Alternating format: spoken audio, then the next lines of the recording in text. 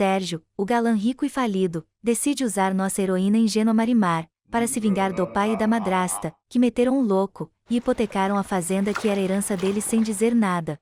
Apesar do padre da região, aquele que sempre se mete na vida dos outros sem ninguém pedir, tentar avisar a moça que o golpe tá aí, e cai quem quer, Marimar decide seguir o seu coraçãozinho, e aceita o pedido de casamento mais humilde já feito na história da humanidade. Quizás sea la única felicidad que vas a tener en tu vida.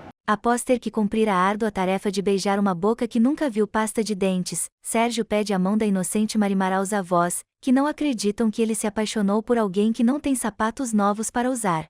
Se negando a ouvir a voz da experiência, nossa heroína segue rumo a um destino cruel, mas tem que ser assim, porque senão a novela não sai do lugar.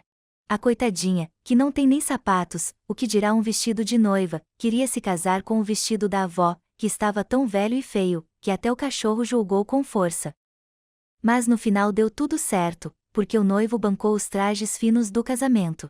Sérgio leva Marimar para seu novo lar amoroso, e já começa a humilhar Angélica, que de angelical não tem nada, pedindo a ela que empreste roupas íntimas para sua esposa, que não tem nem sapatos, o que dirá calcinhas de renda fina.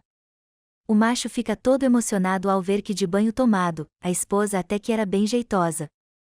Porém, na manhã seguinte, Sérgio percebe que, apesar de ter se casado com Marimar porque ela não tem educação, ele não gosta de ter uma esposa que não tem educação.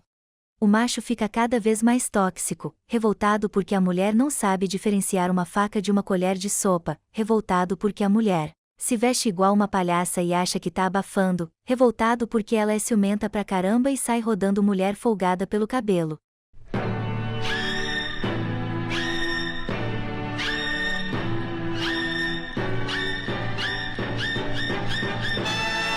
A gente logo começa a ver que a Marimar bem que sabe ser tóxica, chegando ao ponto de atirar no marido para que ele não a abandone. Se lo mato, mejor. Chega uma hora que você já não sabe nem quem é a vítima desse conto de fadas.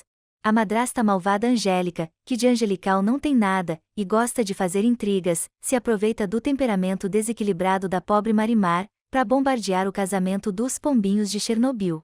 Ela tanto faz, que consegue que Sérgio, já cansado de ser baleado e humilhado, decida ir embora para seguir sua carreira de jogador de futebol do time do Vale Encantado.